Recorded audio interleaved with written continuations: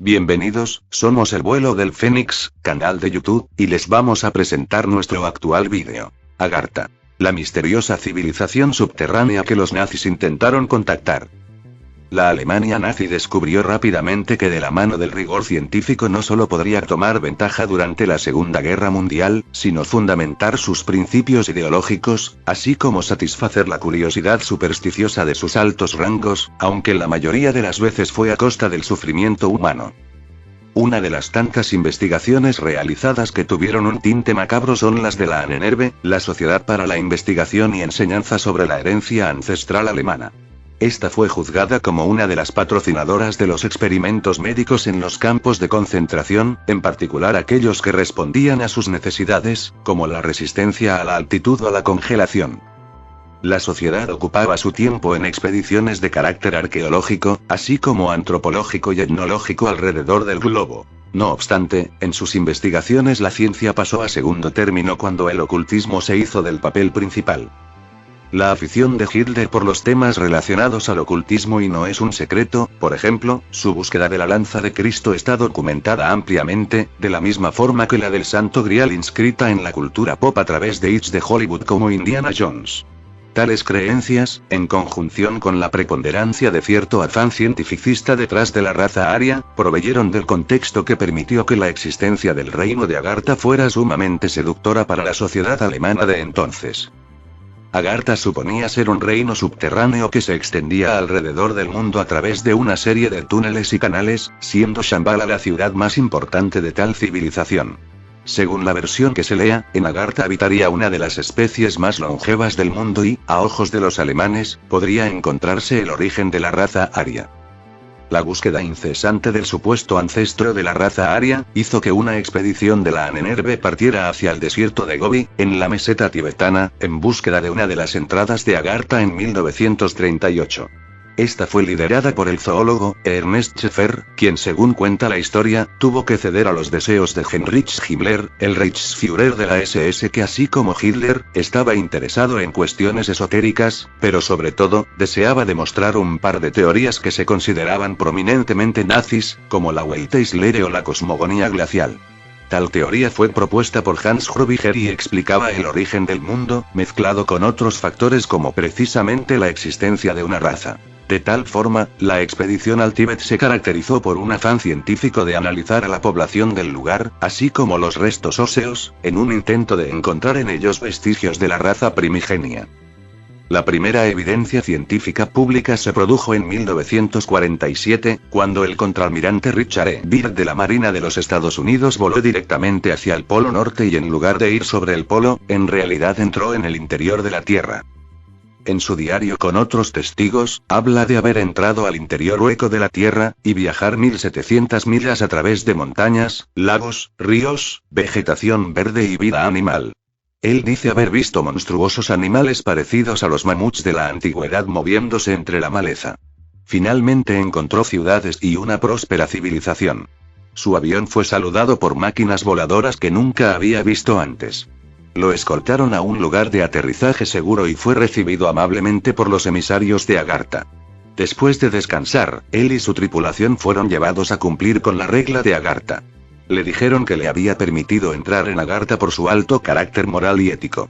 Se llegó a decir que desde que Estados Unidos lanzó las bombas atómicas sobre Hiroshima y Nagasaki, habían estado muy preocupados por su propia seguridad y supervivencia. Habían decidido que era hora de hacer un mayor contacto con el mundo exterior para asegurarse de que no destruyamos el planeta y su civilización con él. Se les había permitido justo para este propósito, como una manera de hacer contacto con alguien de confianza. El almirante Byrd y su tripulación después de su visita fueron guiados por sus anfitriones en su avión de regreso al mundo exterior y sus vidas cambiaron para siempre. En enero de 1956, el almirante Byrd dirigió una expedición a la Antártida y el Polo Sur. En esta expedición él y su tripulación penetraron 2.300 kilómetros en el centro de la Tierra de nuevo. El almirante Byrd declara que el norte y el Polo Sur en realidad son dos de las muchas aperturas hacia el centro de la Tierra. No puedo dejar de reflexionar sobre Julio Verne y su famoso libro de ciencia ficción Viaje al centro de la Tierra, que muchos de ustedes habrán leído o visto la película. El almirante Byrd también afirma que el interior de la Tierra tiene un sol interior. La teoría del almirante Byrd es que los polos de la Tierra son convexos, en lugar de cóncavos. Barcos y aviones pueden volar o navegar dentro. La prensa estadounidense anunció el descubrimiento del almirante Byrd, sin embargo, fue inmediatamente reprimida por nuestros buenos amigos, el gobierno secreto. Ray Palmer, el editor de la revista Flying Saucer, hizo una historia detallada de los descubrimientos del almirante Byrd. El gobierno de Estados Unidos compró, robó o destruyó casi todas las copias y después destruyó las placas de la imprenta. Me han dicho que exactamente lo mismo que sucedió con respecto a un artículo realizado con motivo del descubrimiento del almirante Byrd por el National Geographic. La revista fue puesta en libertad y el gobierno de los Estados Unidos engulló casi todos los temas. Si la historia no era cierta, ¿cómo es que el gobierno estaba tan tenso? Otro dato interesante es que el gobierno de los Estados Unidos no permite que los aviones sobrevuelen los polos. Todos los vuelos son dirigidos a ir alrededor de los polos y cualquier piloto de línea aérea de vuelo en estas áreas les dirá que esto es cierto. Otro fenómeno interesante es el hecho de que los icebergs a la deriva en los polos están compuestos de agua dulce y no de agua salada. Otra pregunta interesante es por qué hace más calor cerca de los polos que a 600 o 1000 kilómetros de distancia de ellos. En el libro del Dr. Raymond Bernard llamado La Tierra Hueca se habla de un hombre que confirmó la historia del almirante Byrd. El Dr. Nelfi Cotton de Los Ángeles informó que uno de sus pacientes, un hombre de ascendencia nórdica, le contó la siguiente historia. Yo vivía cerca del Círculo Ártico en Noruega. Un verano, mi amigo y yo nos decidimos a tomar un paseo en barco, juntos y llegar tan lejos como pudimos en el país del norte. Por eso, cargamos provisiones de comida para un par de meses en un pequeño barco de pesca. Al final de un mes viajando lejos hacia el norte, más allá del polo, encontramos un país nuevo y desconocido. Nos quedamos muy asombrados por el clima cálido que hacía allí, tanto que, a veces por la noche era casi demasiado caluroso para poder dormir. Entonces vimos algo tan extraño que los dos nos quedamos atónitos. En la orilla del cálido mar abierto en el que estábamos había, lo que parecía una gran montaña. En esa montaña en un momento dado ese océano parecía desaparecer. Perplejos continuamos en esa dirección y nos encontramos con un inmenso cañón que conduce al interior de la Tierra. Seguimos navegando y luego vimos lo que más nos sorprendió, un sol que brillaba en el interior de la Tierra. El océano que nos había llevado hasta el interior hueco de la Tierra se convirtió en un río. Este río llevaba, como nos dimos cuenta más tarde, a lo largo de la superficie interior del mundo de un extremo al otro. Se puede ir si usted lo sigue el tiempo suficiente, desde el polo norte hasta el polo sur. Vimos que la superficie interna de la Tierra está dividida entre tierra y agua. Hay mucho sol y la vida animal y vegetal abunda allí. Navegamos más y más en este país fantástico donde todo era enorme en comparación con las cosas del exterior. Las plantas son grandes, gigantescos árboles y finalmente llegamos a los gigantes. Vivían en casas y ciudades, así como lo hacemos en la superficie de la Tierra, y se utilizaba un tipo de transporte eléctrico como un coche monorriel, para el transporte de personas. Corría a lo largo de la orilla del río de pueblo en pueblo. Varios de los habitantes de la Tierra interna, gigantes enormes, detectaron nuestro bote en el río, y se sorprendieron bastante. Ellos fueron, sin embargo, bastante agradables. Nos invitaron a cenar con ellos en sus casas, y así nos separamos mi compañero y yo. Él fue con un gigante a la casa de ese gigante y yo fui con otro gigante a su casa. Mi amigo gigante me llevó a casa con su familia y yo estaba consternado por completo por ver el enorme tamaño de todos los objetos de su casa. La mesa de la cena era colosal. Me pusieron un plato delante y lo llenaron con una porción de los alimentos tan grande que me hubiera alimentado abundantemente toda una semana.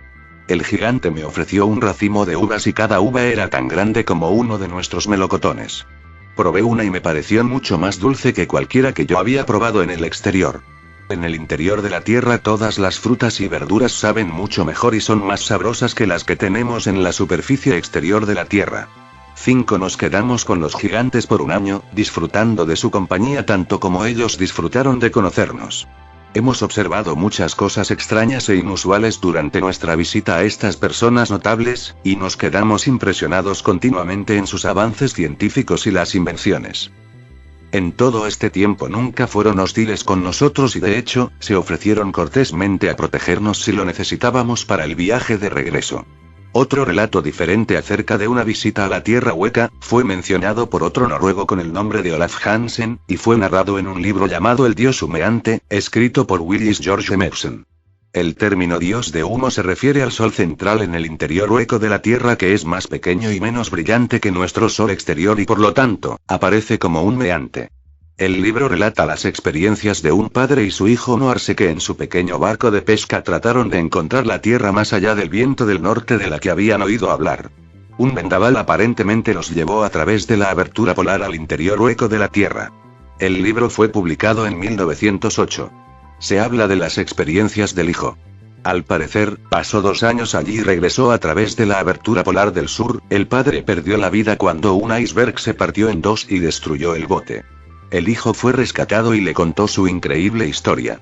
Fue encerrado en una prisión para dementes porque nadie le creyó. Después de ser liberado y pasar 26 años como pescador, se trasladó a los Estados Unidos. A los 90 años se hizo amigo de Willis George Emerson y le contó su historia. En su lecho de muerte, también le dio los mapas que había hecho del interior de la Tierra y el manuscrito de sus experiencias. El libro El Dios Humeante habla de sus experiencias. En el libro dice que las personas viven de 400 a 800 años y están muy avanzados en la ciencia. Son capaces de transmitir sus pensamientos de uno a otro por ciertos tipos de radiaciones y tienen fuentes de poder más grandes que nuestra electricidad.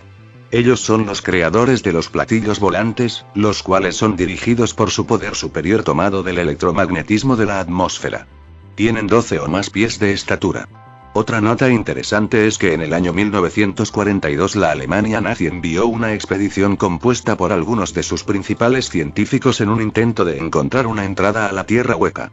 Göring, Himmler y Hitler apoyaron con entusiasmo el proyecto. El Führer estaba convencido de que la Tierra era cóncava y que el hombre vivía en el interior del globo. En la Tierra Hueca, de Raymond Bernard también se habla de una fotografía publicada en 1960 en el periódico canadiense Globe and Mail de Toronto, que muestra un hermoso valle con colinas verdes y exuberantes. Un aviador dijo que la foto había sido tomada desde su avión mientras volaba más allá del Polo Norte. Hay un sol en el interior de la Tierra, pero es diferente a nuestro sol exterior. La aurora boreal es causada por el sol de la Tierra interna, pero a partir de una fuente de luz diferente. Dijo que la apertura en los polos era muy ancha y los barcos y aviones pueden volar en ella, sin embargo está naturalmente protegida por una especie de campo de energía. La gente la puede encontrar si realmente buscan, sin embargo está ligeramente camuflada por este campo de energía. Confirmó que habían entradas a la Tierra interior en Egipto, el Tíbet y Yucatán, y también añadió que hay otras entradas en el Triángulo de las Bermudas, la Unión Soviética y África. Dijo que no había razas diferentes en el interior de la Tierra al igual que en la superficie y algunos de ellos son bastante altos. También confirmó que el gobierno de los Estados Unidos y otros países son conscientes de la Tierra interna y ocultan el hecho de que están en contacto con los ovnis y los extraterrestres. Hasta aquí durante las últimas décadas ha salido a la luz mucha información oculta sobre el ser humano, la historia, los grupos de poder, la energía libre, el cambio de paradigma, el mundo cuántico y mucho más. Chakras, Anunnakis, Lemuria, exopolítica, sistemas toroidales, y son conceptos que se van descubriendo y entendiendo poco a poco, aunque aún queda camino por divulgarlos mejor y comprenderlos en su verdadero significado. Sin embargo, uno de los temas menos conocidos de lo no oficial es la Tierra Hueca. Una realidad oculta, no una teoría, avalada por innumerables pruebas sobre la estructura de nuestro planeta y lo que contiene en su interior. A continuación exponemos todos los datos sobre la Tierra Hueca. Recogidos por la experta en sabiduría perenne e historia silenciada Eva Monferrer, en su libro El Cambio de Era, publicado en 2009 pero escrito años atrás, que nos explican que todos los planetas, incluido el nuestro, son cóncavos con un sol central, que existen 2 continentes habitados en el interior de la Tierra y que civilizaciones anteriores a nosotros y personajes de estos últimos siglos lo sabían, describían y viajaban a ella. Si antes tuvimos que superar la falsa creencia de la Tierra plana, pronto tendremos que hacerlo con la de la Tierra compacta y sin vida en el interior. La verdad prevalece. Comparte y suscríbete al Vuelo del Fénix, canal de YouTube.